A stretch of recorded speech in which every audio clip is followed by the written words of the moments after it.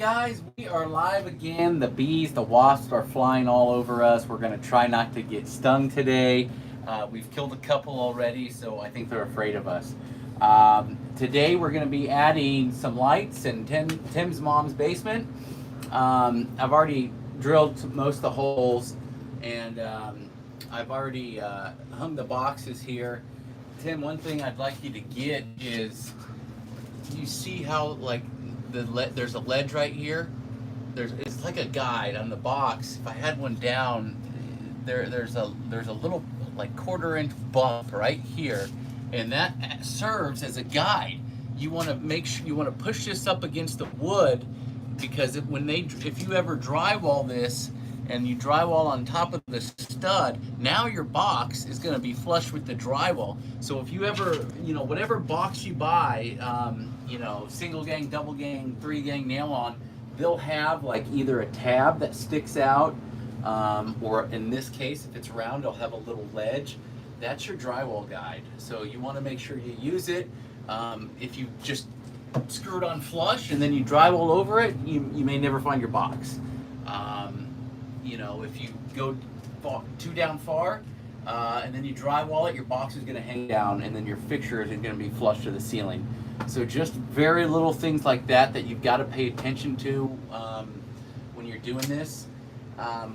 Me and Tim are trying to figure out, how much lighting to put down here. It's kind of dark, and I told him a good rule of thumb is basically, every 100 square feet add a light. So that's what we kind of did. We kind of walked off every 10 feet and put a box up, and then we're gonna, control it from 3 switches. Basically, one at the top of the stairs, one at the bottom, and then one at the door going outside. So no matter where, keep going. I've got my staples. I've got some wire ran. So my next box is right above you over there, Tim. So I just kind of mark off how much I'm gonna need. Give me a little bit of slack for my loop and makeup. And then we don't want to spider web any wires. Spider webbing means like if I go under this wire and then over this wire, it just looks messy and unprofessional. So we are just going to go above all of this stuff, and we're going to start stapling it down.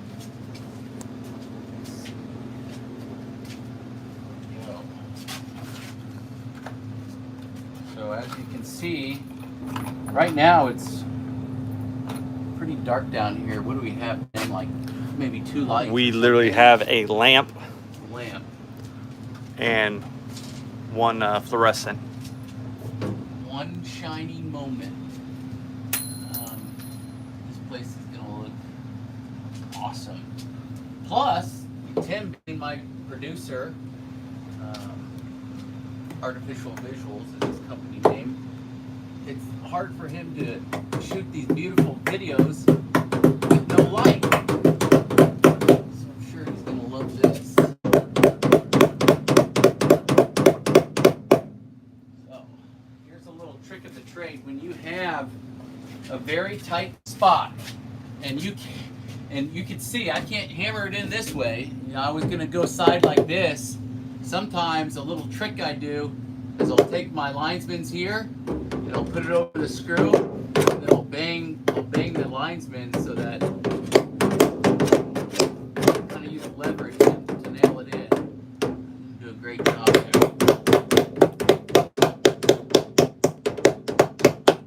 And this is pretty hard wood, isn't it? It's real hard.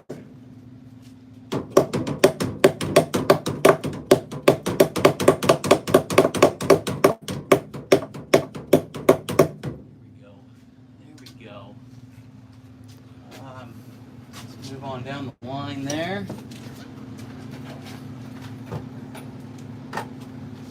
Now the rule, they say you want to have a staple within 8 inches of any device, electrical box, whether it be a switch box or light fixture.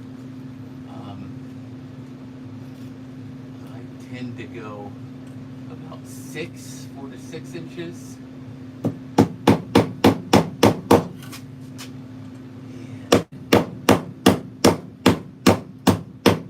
Once you got your wire here,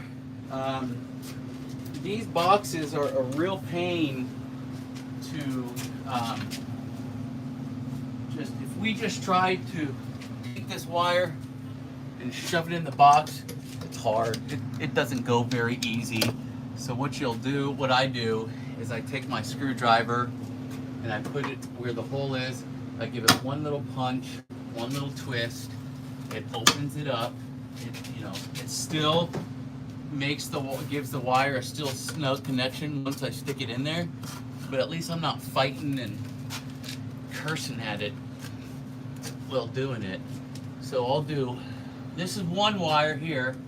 Now we're gonna run another wire from this light to the next light, and then we'll start making up the boxes. So I noticed when you hit this staple here, Mhm. you always want to make sure, I guess, this wire here is flat, correct? yeah, so you don't want to, if you do it like that, if you staple the wire sideways like that, you can crush these wires and it'll cause resistance. But if it's flat up against wood, that's really what you want. You don't want to hammer the nail in so tight that it's crushing the wires, because if you do that and a load is applied to it, meaning you turn the light on and that staple is pinching the wire, you will see over time that wire heat up right where the staple is. I don't know if you've ever taken off drywall and you've seen the Romex and it's real burnt right where the staple is. It's because somebody stapled that wire too hard, and it's causing a bunch of resistance in that line. That's good to know. Yeah. Staple your wire snug, but not too snug. So we're just going to keep going here with the wire. I like my wire nice and flat. So I just take a little bit that I'm going to use. Go back and forth, so I've got a nice big handful.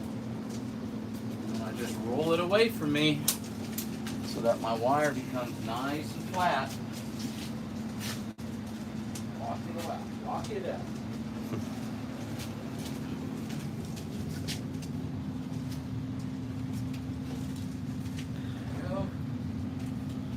I need to get me to the next light fixture. And I love working in this basement. I mean, I don't even have to use a ladder. Makes you feel. It's pretty amazing. I feel like a giant, I'm not gonna lie. So we're actually going to hug the corners here. But before I make it nice and pretty, I'm just gonna run my wire this way, and then I'm gonna staple it up once I have enough slack. For now though, I'm just gonna run it through my holes.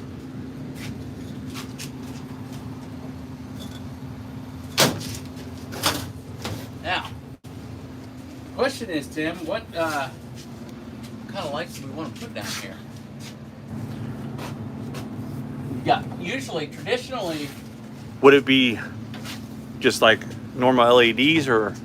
well, yeah, and traditionally in basements and garages and unfinished areas, you'll see these, they're called keyless fixtures. Keyless fixtures. Yeah, they're just like little porcelain fixtures. Sometimes they have a little pull string on them, or you can take them off the pull string so that you can turn them on and off with the switch. Oh, those little annoying string tab ones. Yeah, exactly. And then, there's also fluorescent fixtures we can put up here, but we can make them. They make them LED now.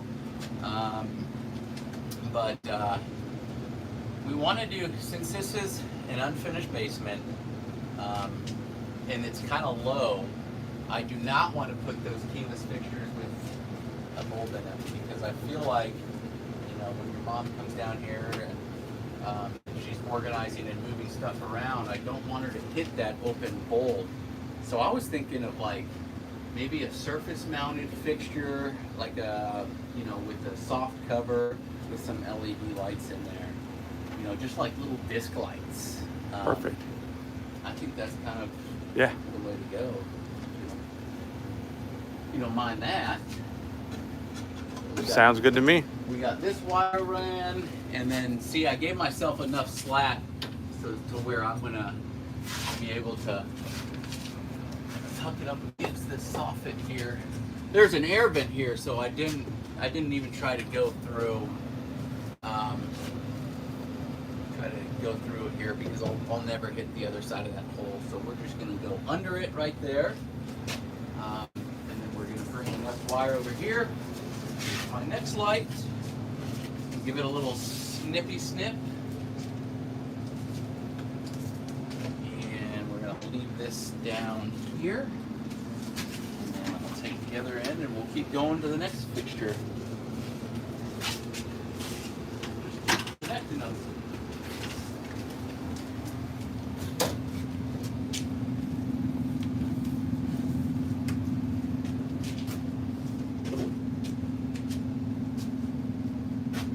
You ever come in here through the back door, Tim, and not been able to turn the light on? Man, I've come in here and I've hit everything on my way walking through. Yeah, I noticed you only have one at the top of the stairs right now, at the bottom, which... There's like zero light. Everything that you guys see down here is literally just lamps. Yeah. Lamp, lamp, lamp, and the only fluorescent back there. So pretty much your standard no light basement. Yeah. Basically, dark basement, but when we're done with it, we're gonna be able to see some space. See, this thing's gonna light up like Tokyo. Right, give myself a little slack. Cut this off here. And moving on to the other side of the basement.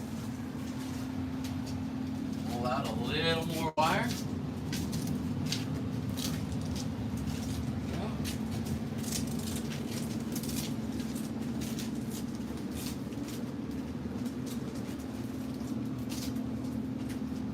There we go. Reel is getting small enough where I just grab the whole thing and unreel it.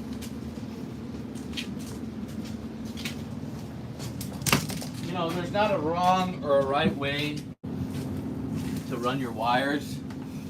You know, we're as long as they're all looped together. So our last light box was down there. You know, I'm wondering. So he's got some ceiling tiles in the way. So to fish it over there and staple it, we'd have to move all those ceiling tiles. So what I'm gonna do is just come off this box here. So this box will have 3 wires in it, which is fine. It meets code. You know, you just want to be careful. You don't want to stick like 10 wires in a box. There is such thing as box fill. So a round circle box can take 4 of these number 14 twos. So by just putting 3 in here, we are well within our right to do so. So we are going to fish now from this box across this soffit. Oh, getting down a little early here. Got her. Very good. Daddy, good. There. Keep going.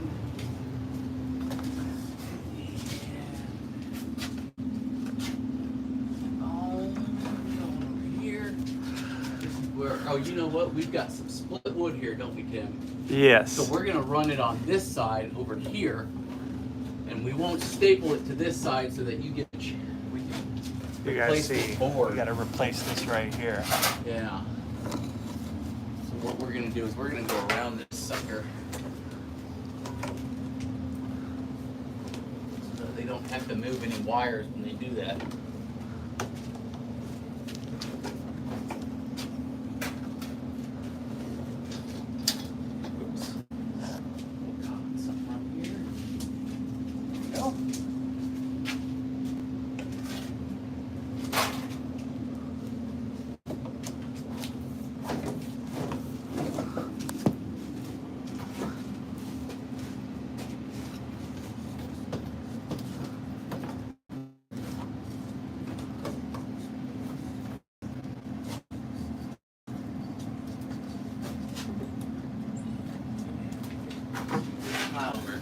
There we go.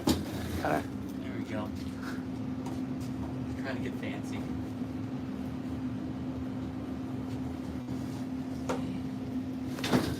That guy back.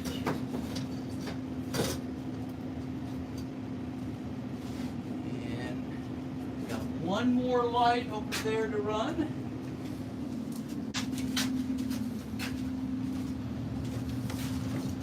Cut our extra wire off here.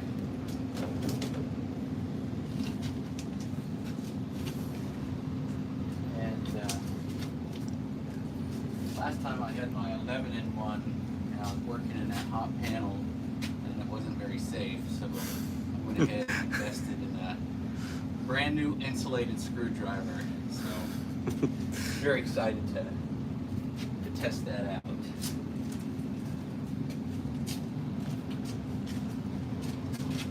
So the last box is over here.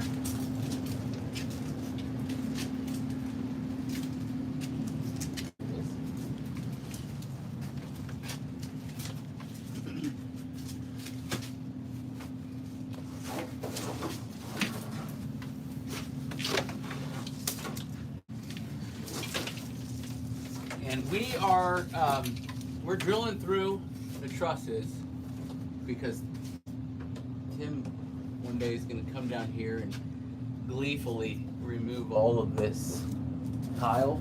Yeah, all this stuff will, well, the whole basement's getting redone. All this is going away, all this junk. Yeah. Mom had a tendency to want to keep everything, but it's time for everything to go.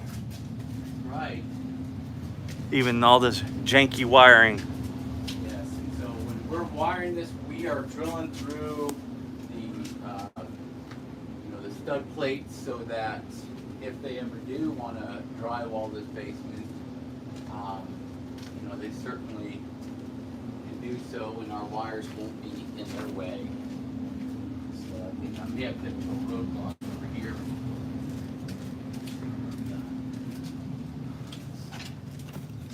This guy. Make sure. Let's move this over here. It's like playing Tetris. All right, that should be good there. And okay, I got my wire here.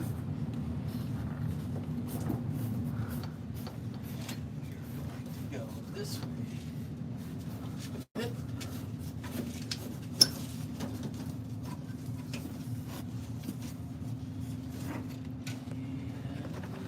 You want me to grab it from that other side? Yeah, that actually would be great.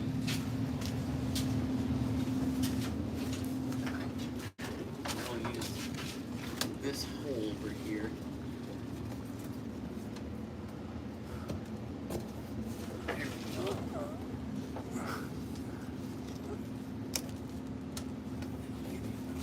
Here. I can grab it from there, Tim. I just want to make sure we have enough slack All right. to get all the way over there.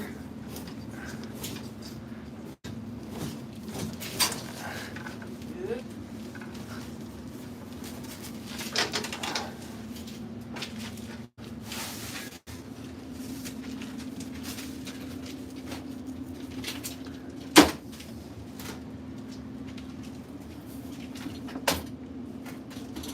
Mike down here breaking stuff. As you can see, you can't move 3 inches down here without bumping into something. Makes it fun though, you know? A little obstacle. It's right here. Oh, there you are. Here. Pull this. Here. There's our box. We are going over here. Yep. So we need to pull just a little bit more. So I will give it some more slack.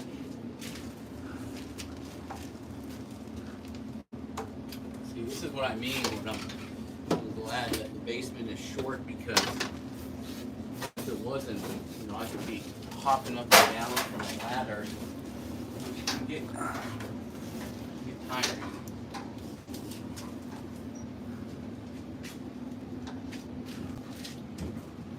Okay.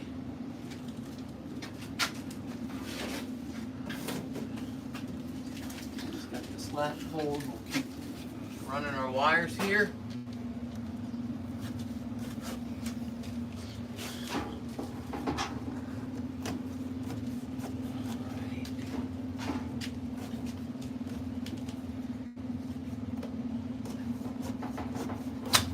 Now, if you're wondering, there is a limit to how many wires you can fit in a hole. And sorry, Tim. No, you're all right. And I'm just gonna take this top down. Yep. I was just gonna rip it down. There we go. So it depends on the size of your hole, and also it depends on the size of the wire.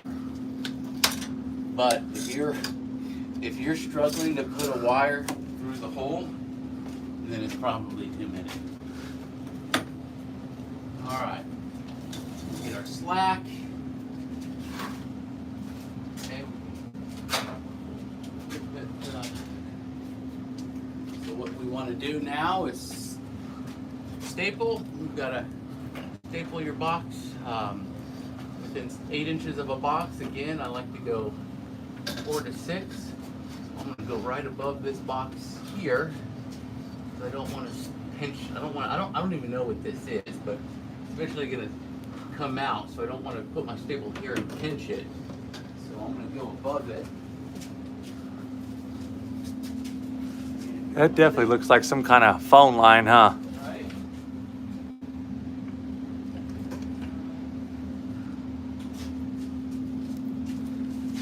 Yeah, 'cause that's exactly what this looks like right here. Yeah. Actually, I'll go ahead. I can rip all this crap out. I will. Go ahead. Yeah, no, I mean it's this could probably come out here. This is fun stuff. I'm not even sure. Oh, this is the end of it. That's it. It's. I mean, I can just cut this then. Yep. And a little blood. Nothing in it. Alright. Very important that you identify the wires, what they are before you cut them, and especially in a basement like this where you do have some knob and tube. You do have some, some two wire in here. Got about 70 years worth of different wires down here. A little bit of everything. Very eclectic group here.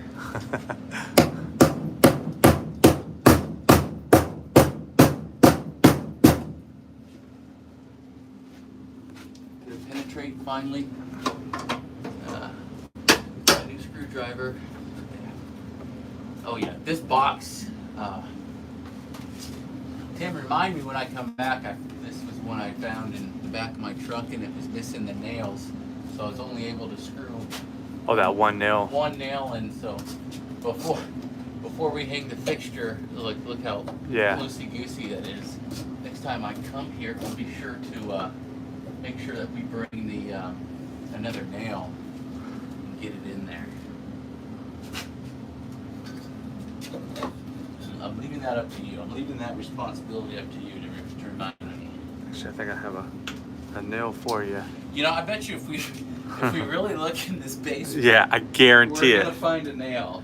We'll probably find more. We may even step on a couple. Maybe with those chanclas. All right.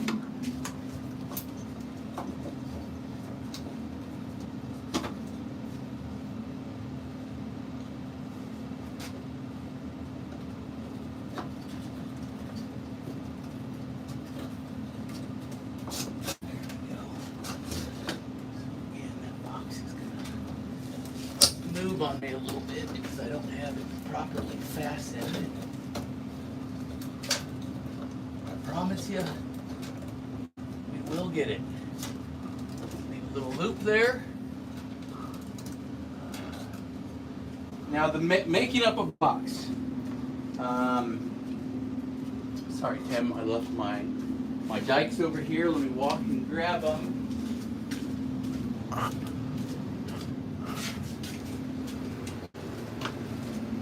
when I say we are going to make up a box, what I mean is we are going to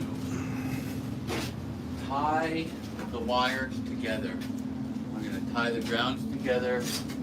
We're going to tie the neutrals together. And in this case, we are actually going to tie the hots together as well, because what's going up here is a fixture, and so and the fixtures are wired up color to color. You know, bare copper, white to white, and black to black. It's not like an outlet where you've got two screws and you can put one black wire on one and the other on the other. So when you make up an outlet, you don't have to tie the outlets together. But when you do a fixture box, you do.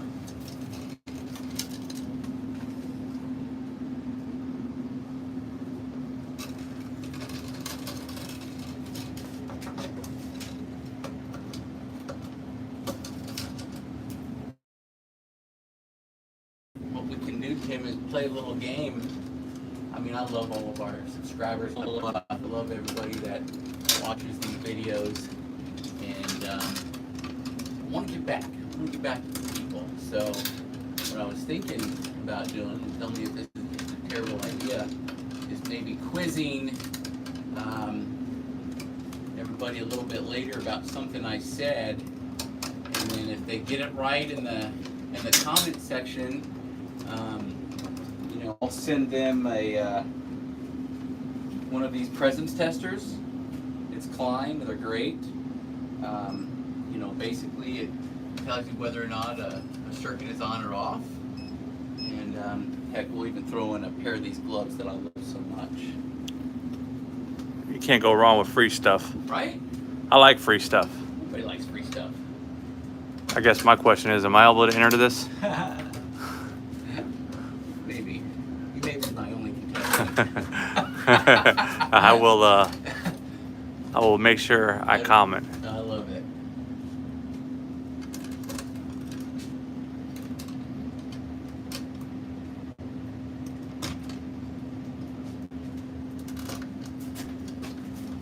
Snip off the extra. Again, you want about 6 inches of working wire coming out of the box. That gives you plenty of room to twist your wires together, work on it safely. What I'm going to do is twist these together, and then I'm going to come back, because I don't have any on me, I got some in my truck. Then we're going to put wire nuts on the end of them, because I don't have the fixtures today, but we're going to get them ready. So then once I put the wire nuts on them, we'll tuck them back in the box for next time. We'll be ready to come hang these fixtures. So one box is done. So now we just go back. Some electricians are very methodical with the way they do things. For instance, when I have my guys rough in a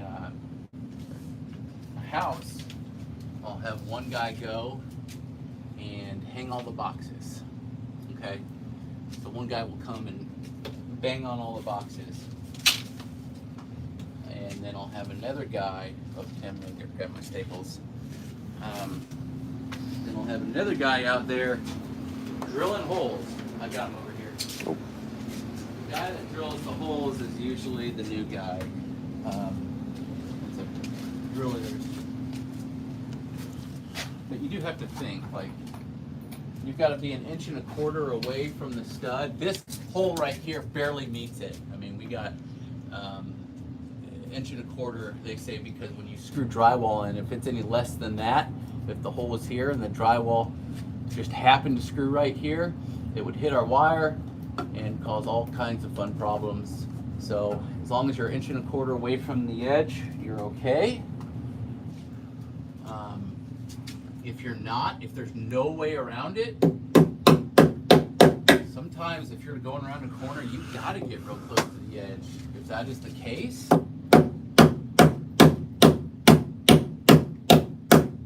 then there's these thing called stud guards, or I just call them nail-on plates. They're just like small pieces of metal that you can hammer on the wood to protect it from the drywallers. So if there's a piece of metal there and the drywaller tries to screw up there, he's not gonna be able to do it.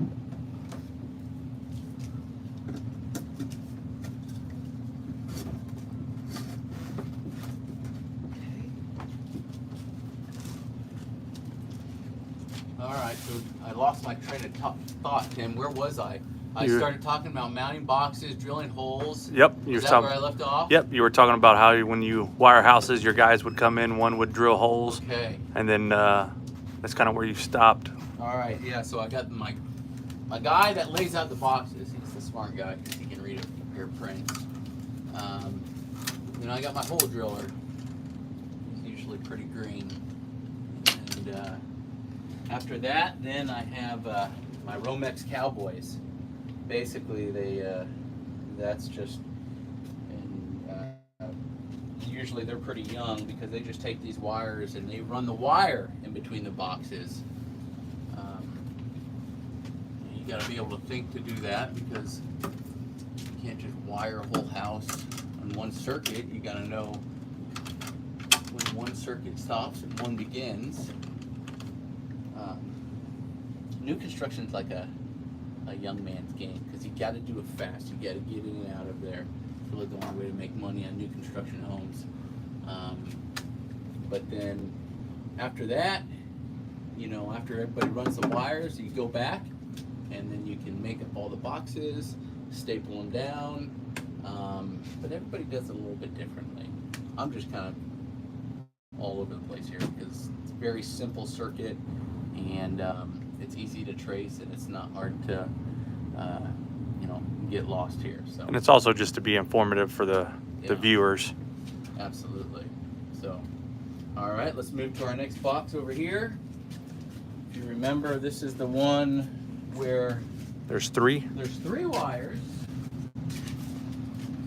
and every time I move a spot, I leave my staples. Tim, it's on that box up there. Gotcha. There we go. Thank you, sir. Yep. This will be the second to last live video in the dark. I promise you. We are going to get some light in here. And it will be glorious.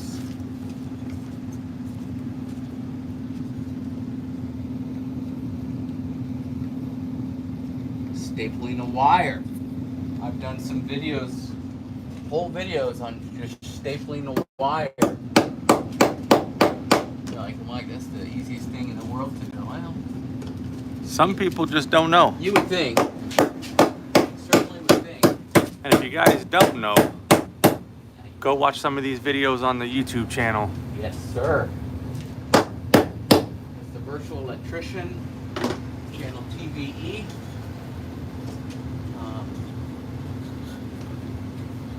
You certainly can't just put a million wires under one staple. Again, they make different size staples, different size wires, and Tim, I'm going to go back this way. All right. Staple up some of this stuff over here. You want to continue live or? Well, I mean, let's jump back in. Real quick though, if you can make a quick comment down there on basically how often.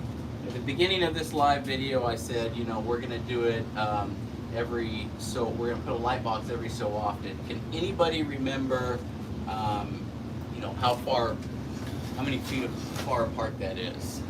If you can, you get a free presence testers, and I said two things. I said how many steps, and then how many square feet.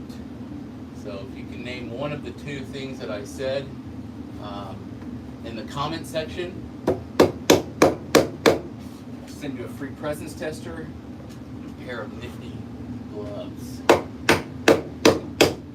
So I don't know, Tim. You're the social media YouTube guy. Do I need to wait for people to comment? Do we keep going, or can they? Just No, yeah, we'll just wait for people. now? Yeah, they can comment now, but the moment the first person to comment, then you know we'll reach out and then we'll get your address and we'll ship the stuff to you guys. Awesome. And we'll be right back. Very cool.